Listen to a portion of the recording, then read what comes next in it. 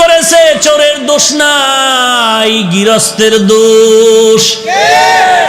চোরায় চুরি করতে ঢুকছে, দেওয়াল বইনা এক চোরায় মারা গেল, আর এক চোরায় আদালতে মামলা দিছে বাড়িওয়ালার ফাঁসি চাই। কেন আমার সাথের চোরা মরলো কেন, দেওয়াল নরম করলো কেন? মহামান্য আদালত এমন মগা, মামলা আমলে নিয়া ডাকছে বাড়িওয়ালারে, ডাইকা কয় তোর ফাঁসি হবে। কেন স্যার? কয় দুই চোরায় চুরি করতে ঢুকছে, এক চোরায় তোর দেওয়াল পরে মারা গেল, তুই দেওয়াল নরম করে উঠাইলি কেন? বাড়িওয়ালা কয় স্যার মাফ করবেন, আমার কোনো দোষ নাই, এই দেওয়াল আমি উঠাই না, রাজমিস্ত্রি উঠিয়েছে। মহামান্য আদালত কয় তুমিও খালাস। কই রাজমিস্ত্রির ডাক। স্যার বলে স্যার নাই, এক্ষুনি ফাঁসি। বলে কেন?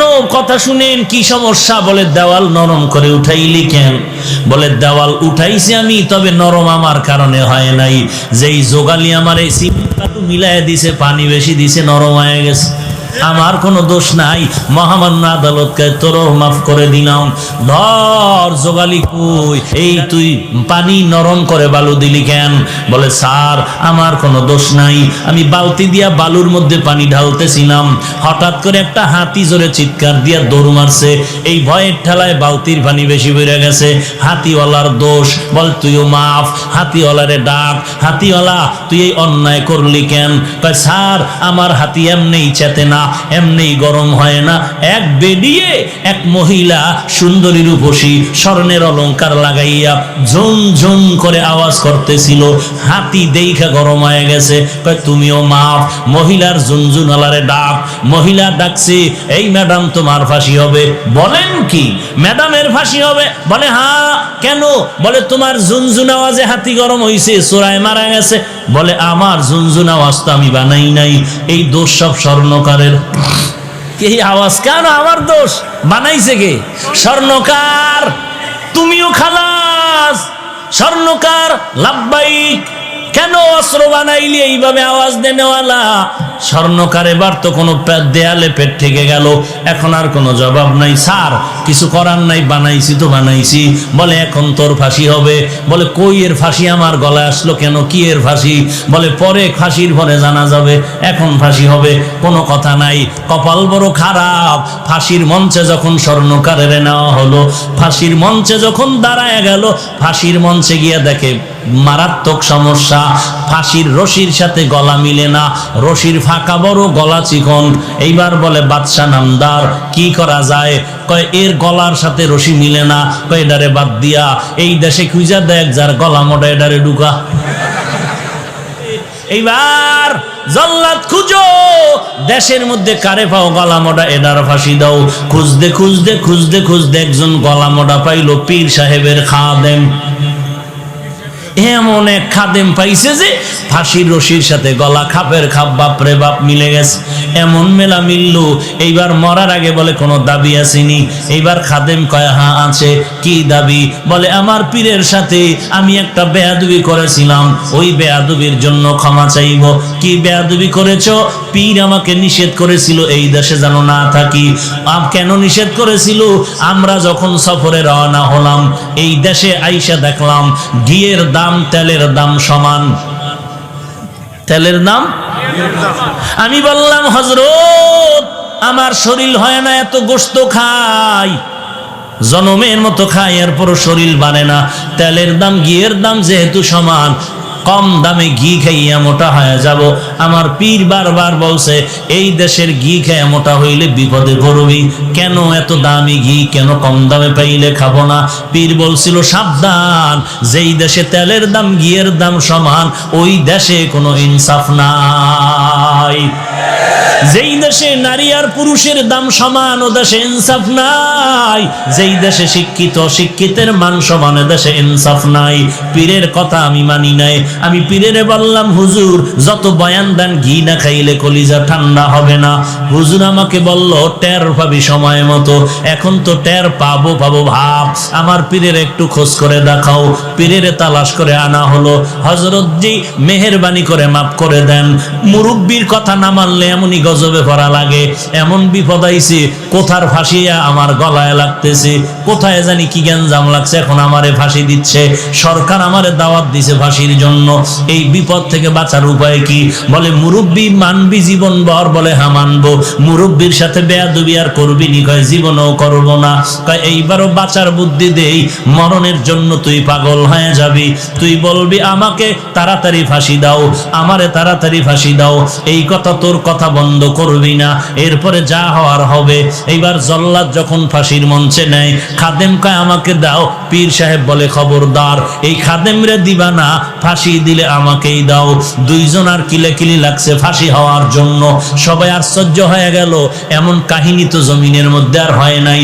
দোনোজন মানুষ মরার থেকে বাঁচার জন্য ফজরের আগে রাস্তায় দৌড়ায়, কথা ঠিক নেই? কিন্তু ফজরের নামাজ 4 রাকাত পড়তে মসজিদে ঢুকে কেমন কপাল পরা চিন্তা করতে পারেন? যে ডাক্তারের কথায় ফজরের সময় রাস্তায় দৌড়ায়, পাশে মসজিদে নামাজ চলে, 4 রাকাত নামাজে মসজিদে ঢুকে না। একটুখানি নেকের তরে রোজ হাসরের মাঠেতে বাবা ঘুরবে ছেলের পিছে, ছেলে বাবার আগেতে। আহাতে মন কঠিন দিনেতে নামাজ তোমায় ভুলবে না, ঠিক মতো পড়িলে নামাজ জান্নাত তোমার ঠিকানা। ঘুমের চেয়ে নামাজ ভালো আর তুমি ঘুমাইও না, ঠিক মতো পড়িলে নামাজ জান্নাত তোমার ঠিকানা।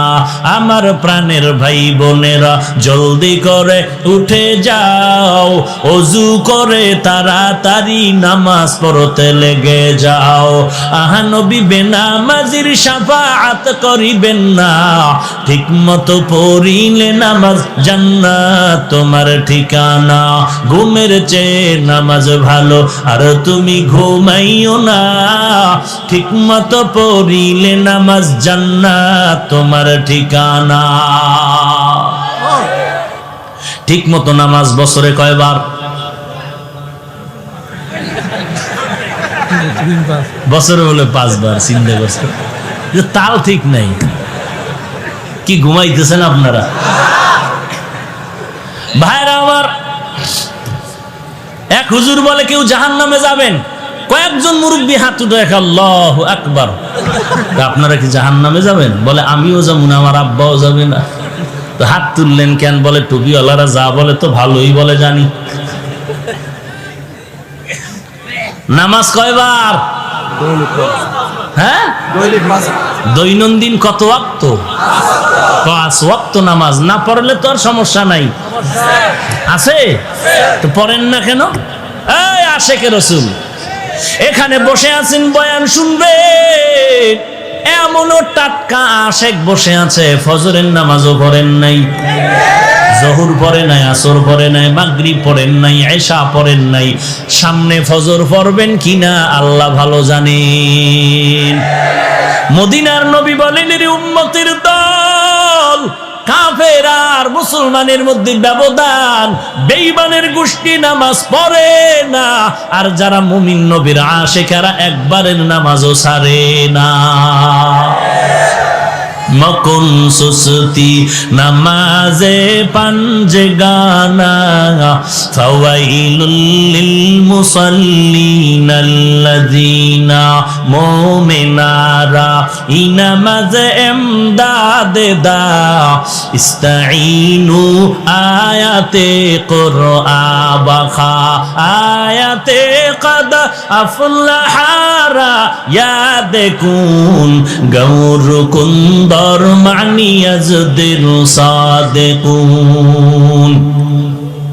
পীরও মরার জন্য রেডি, খাদেমও।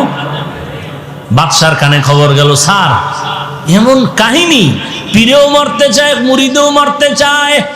বাদশা কয়ে আজীব কারবার, আমি দেখতে আসতেছি। সামনে বাদশা হাজির হয়ে গেল। কিও আপনারা দুজন মরতে চান, কারণ কি? পীর সাহেব বলে, বাদশা আপনি জানেন না। হেকমতি জবাব দিলেন, এই মুহূর্তে যদি ফাঁসি হয় বিনা হিসাবে জান্নাত পাবে। বাদশা কয়, তো জীবনে আকাম কম করলাম না,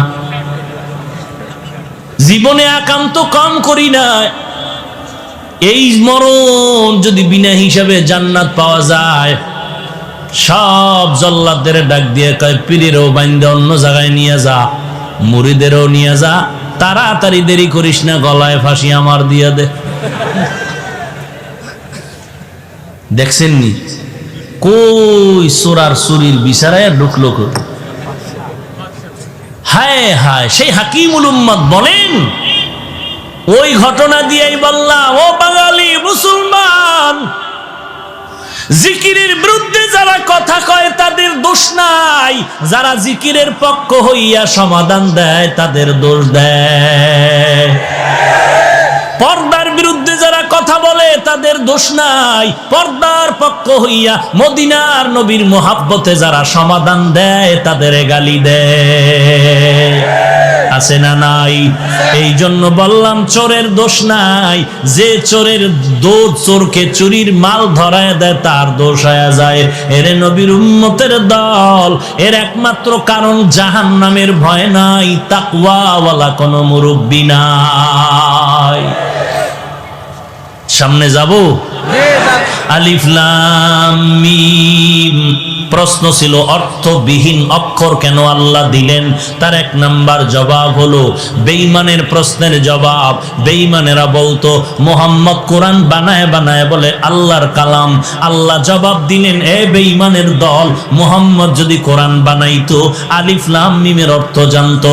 মুহাম্মদ যেহেতু অর্থ জানে না, প্রমাণ হলো এ কোরআন মুহাম্মদের বানানো না, কার কালাম?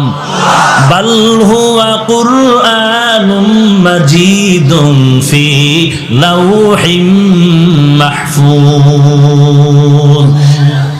প্রশ্ন হলো অর্থবিহীন অক্ষর কেন দিলেন আমার আল্লাহ? তার দুই নাম্বার জবাব, মুমিনের ঈমান পরীক্ষা করার জন্য আল্লাহ দিলেন। এই মুমিনের দল, আল্লাহর কোরআনের অর্থ বুঝলে মানবি নাকি না বুঝলেও মানবি? যারা বলবে আল্লাহর কোরআনের অর্থ জানলে মানি, না জানলে মানি না, 22 হাত পাগড়ি লাগাইলো তা যাবে ঈমান। আর যারা বলবে আল্লাহর কোরআন বুঝলেও মানি, না বুঝলেও মানি, তারা গরিব হলেও পাক্কা ঈমানদার। এরে বন্দা, বলো বলো বলো, ঈমানওয়ালারা মুহাব্বতে বলো, চিন্তা করে বলো, আল্লাহর কোরআন বুঝলে মানবা নাকি না বুঝলেও মানবা? কি বুঝলে মানবেন, না বুঝলে মানবেন না? না বুঝলেও মানবেন সবাই? বেয়াদবি মাপ চাই, যদি হাত দেখতে চাই দেখাবেন? বাস হাত নামান। সবাই মানেন না?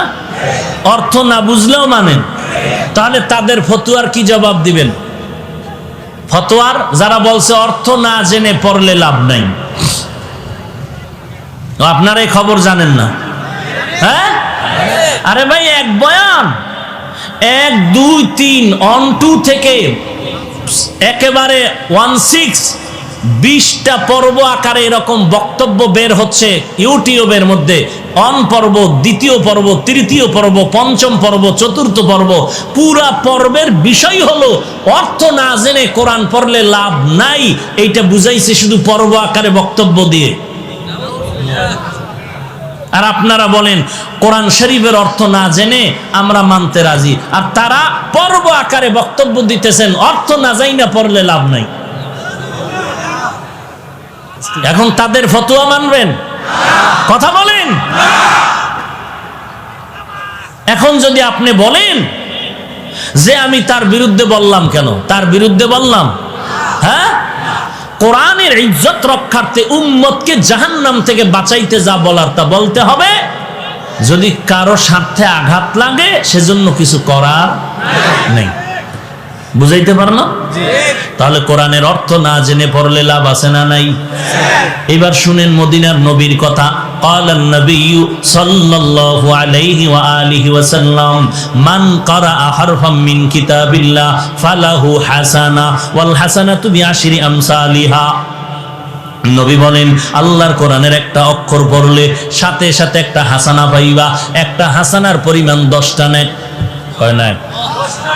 নবী বলেন লা আকুলু আলিফ লাম মিম হরফুন ওয়ালাকিন আলিফুন হরফুন ওয়া লামুন হরফুন ওয়া মিমুন হরফুন। আমি নবী বলি না আলিফ লাম মিম তিনটা মিলে একটা অক্ষর। আমি নবী না, আমি নবী বলি আলিফ আলাদা অক্ষর, লাম আলাদা অক্ষর, মিম আলাদা অক্ষর। যারা পড়বেন আলিফ লাম মিম সাথে সাথে 30টা নেক পেয়ে যাবেন। যারা বলে অর্থ না জেনে কোরআন পড়লে লাভ নাই, তাকে জিজ্ঞেস করেন আলিফ লাম মিমের অর্থ কি। নাম্বার 2, আজকে এশার নামাজ মাগরিবের নামাজ আপনারা পড়ছেন কিনা? পড়ছেন। ইমাম সাহেব সামনে গিয়ে কেরাত আসতে পারে না জোরে পড়ে?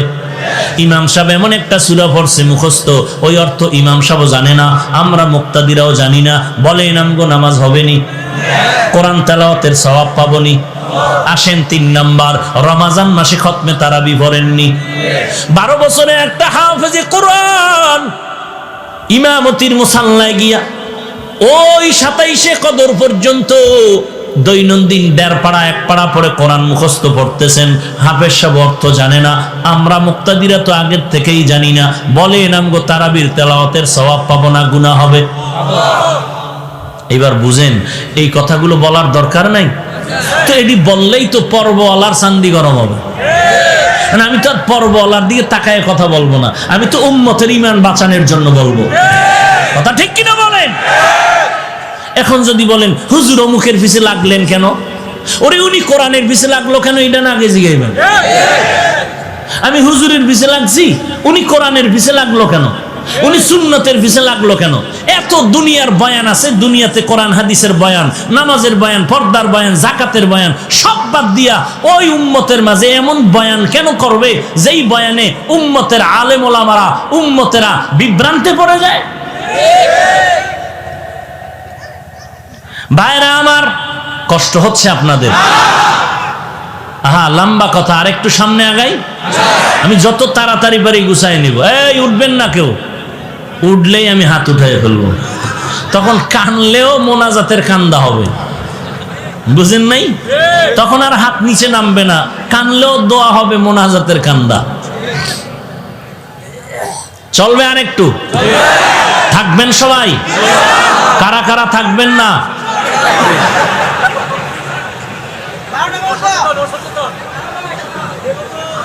আল্লাহ সবাইকে কবুল করেন। আরো জোরে বলেন হ্যাঁ। যুবক ঘুমাও, তোরা ঠিক হ, গোটা দেশ ঠিক।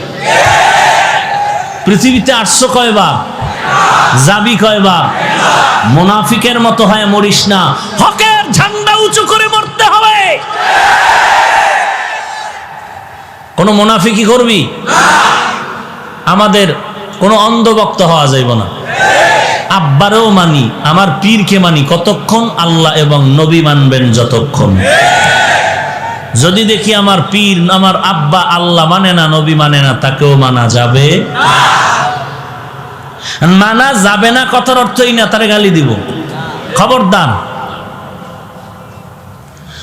আল্লাহ আলিফ লাম মিম অর্থ না জেনে পড়লে লাভ আছে না নাই?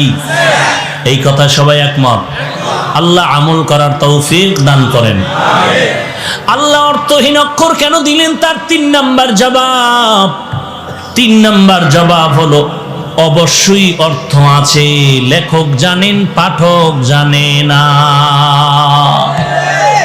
ভিজিটিং কার্ড আছে না, কার্ডের মধ্যে একজনের নাম লেখলেন HMA রহমান, এখন আর একজনে তর্জমা করে H মানে হাজি সাহেব, M মানে মাওলানা।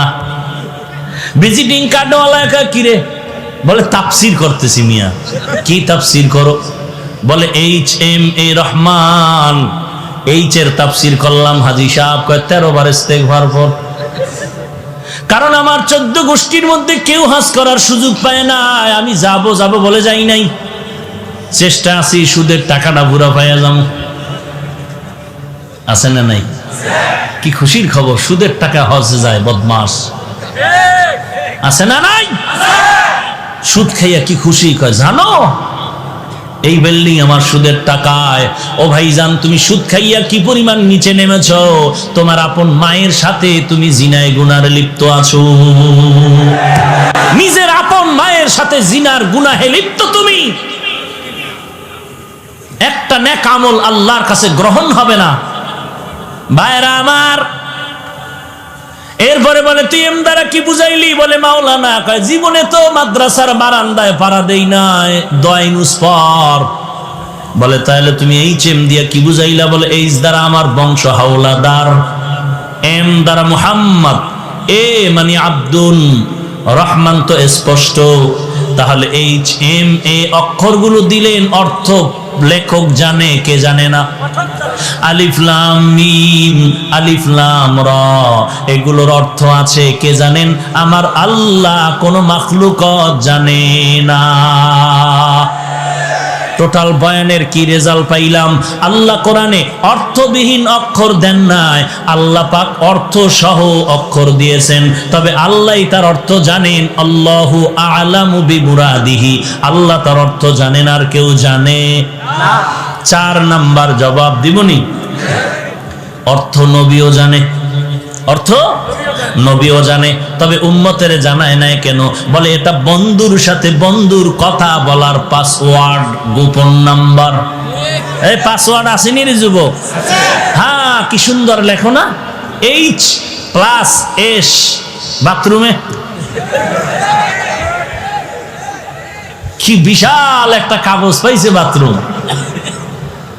আর লেখার কাগজ নাই, বাথরুমে গিয়ে লেখে H+S। হায় হায় হায়, এরে সন্তান, লেখার জন্য কলম বানাইছে, বাথরুমে লেখার জন্য না। বরং বাথরুমে যদি তুই লেখো ব্রেন কমে যাবে, খালি পায়ে গেলে ব্রেন কমে, খালি মাথায় বাথরুমে গেলে ব্রেন কমে যায়। পড়ালেখা মনে থাকে না, থাকবে কেমনে? আকাম তো কম করো না। ও যুবক ভাই, রাগ করবা না, পাও দুটো আগায় দিলে আমি পায়ে হাত রেখে বলবো, এই জমিনে আল্লাহর কসম 1 বার, আল্লাহর কসম 2 বার, আল্লাহর কসম 3 বার। ও যুবক ভাই, এই জমিনে তোমার মা তোমার বাবা এত আপন না, টুপিওয়ালারা তোমাদের যত আপন। তোর জীবনটারে নষ্ট করেছে তোর মা বাবা, আর যুবকের মাথায় টুপি উঠিয়েছে, দাড়িওয়ালা বানিয়েছে ওলামায়ে কেরাম।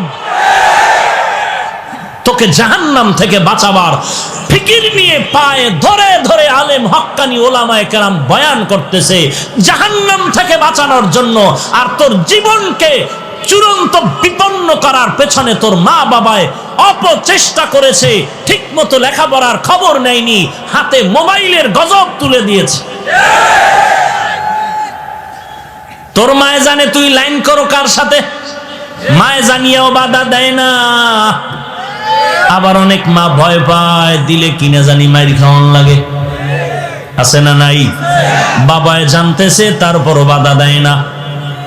বাবায় জানে পার্কে ঘুরে, বাধা দেয় না। আর বাধা দিবে কসু। বাবায় কয় টাকা নে, টাকা নে। কেন আব্বু? আগামীকাল ভ্যালেন্টাইন্স ডে। কবে কবে কবে? কথা কয় না। কাইল কাইল কবে? 14ই ফেব্রুয়ারি বিশ্ব ভালোবাসা দিবস বনাম বেহায়া দিবস। তোরা একটা ভালোবাসা করবি না?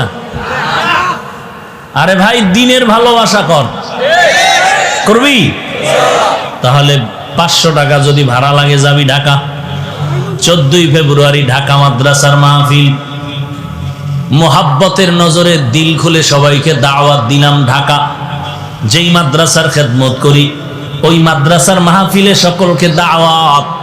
তোমরা জীবনভর নাপাক রাস্তায় ভালোবাসা করেছো, আগামী ফেব্রুয়ারি 14 তারিখ ভালোবাসা হবে আল্লাহর দ্বীনের ভালোবাসা। ইনশাআল্লাহ যাবেন? ভাই 200-300 টাকা খরচ হইব। এমনি তো আকামের ভালোবাসায় কি পরিমাণ খরচ করছো তুই নিজেও জানো না। তো আল্লাহর দ্বীনের ভালোবাসায় যদি ভাড়া লাগে 500 টাকা দিয়ে যাওয়া যাবে না? কি যাবে? ইনশাআল্লাহ। সকলকে দাওয়াত দিলাম, কবুল করলেন? কবে কবে? 14ই ফেব্রুয়ারি ইনশাআল্লাহ। ফজর পরে চলে যাবেন। এই বয়ানের পরে পোস্টার হ্যান্ডবিল আছে, নিয়ে যান, যাওয়ার সময় সব ঠিকানা এবং দাওয়াতি মেহমান কারা কারা লেখা আছে। ইনশাআল্লাহ যাবেন। আল্লাহ আপনি সবাইকে কবুল করেন। ভাইরা আমার, আলিফলাম আর সামনে আগাইলাম না, এই আলিফলাম সারলাম আর একটু যাই। জালিকাল কিতাব, যাব?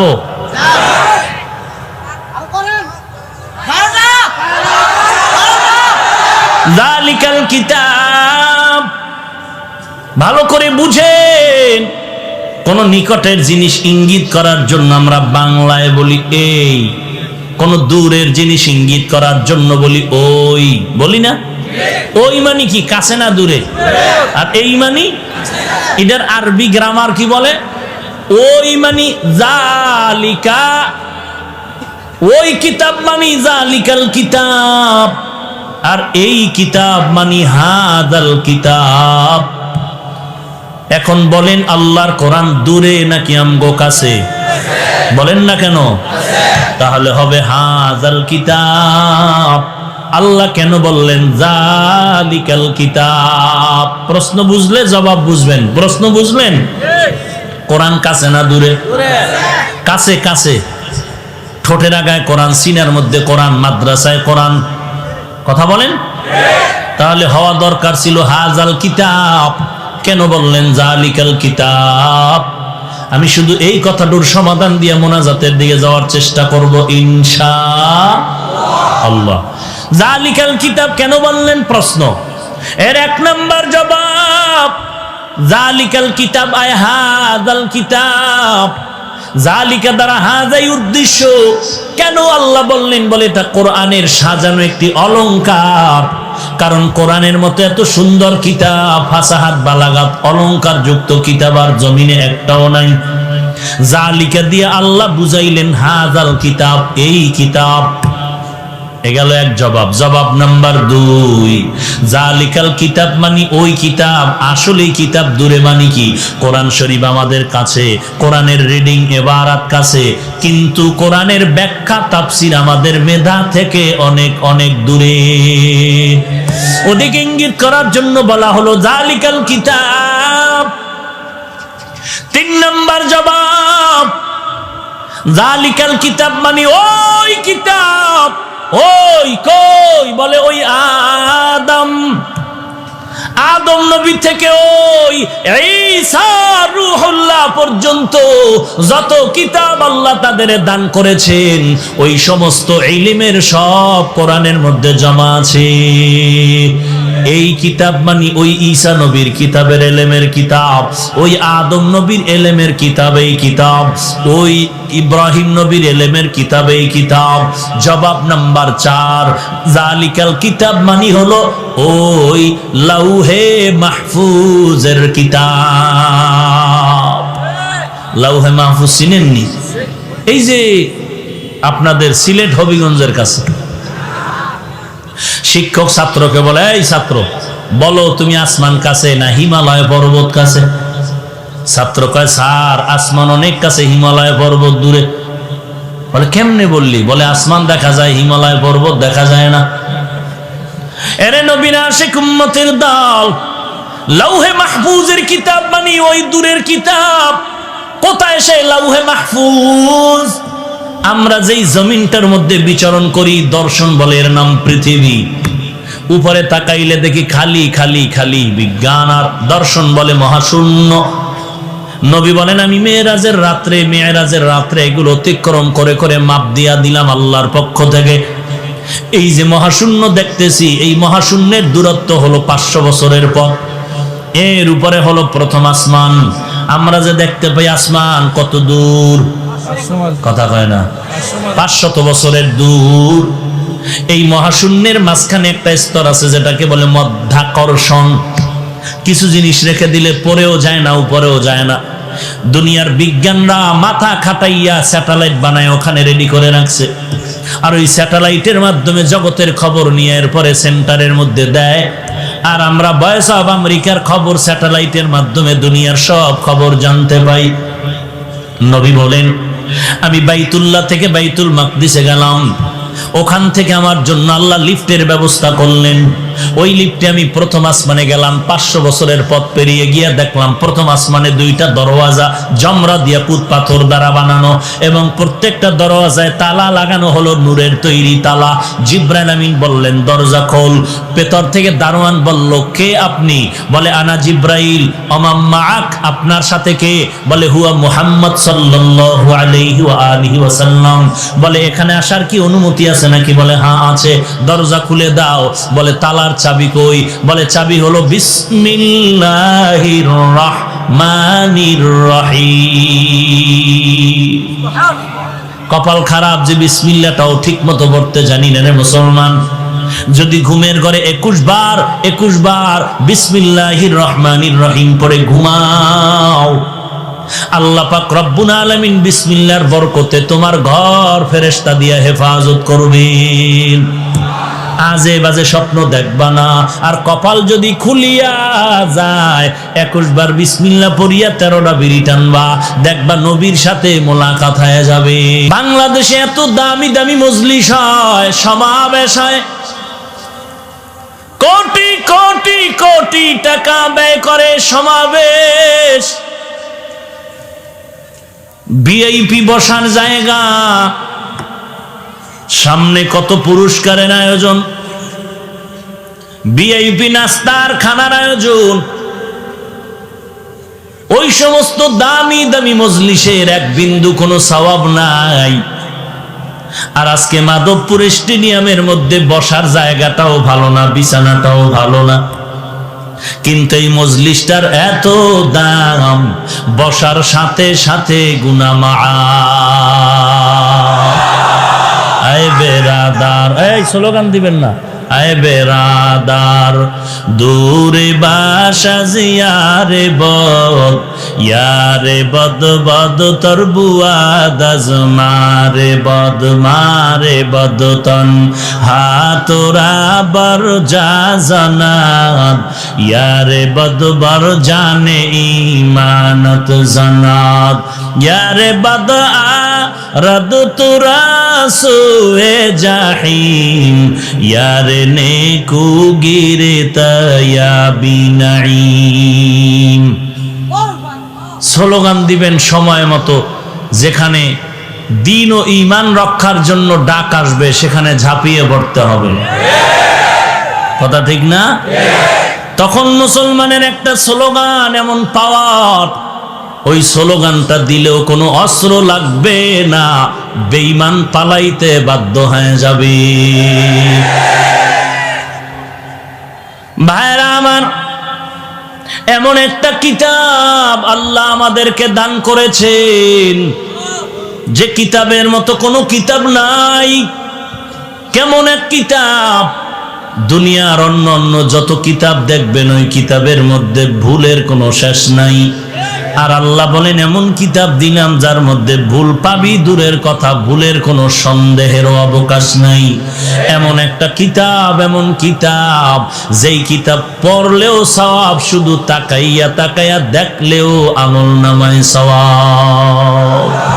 ই কালামে জিন্দা কুরআনে হাকিম, হিকমতে উলায়া জানাসতো কদিম, বখা কুরআ কালামুল্লাহ বসনো কদিমাস্তি কদিমাস্তি নইনো।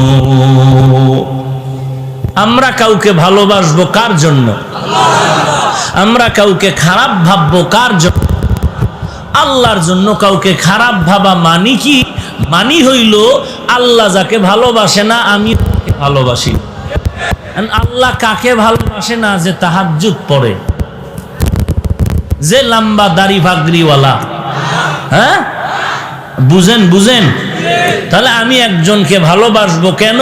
আল্লাহ তাকে ভালোবাসে, এই জন্য ভালোবাসে। এরে নবীর আশিক উম্মতের দল,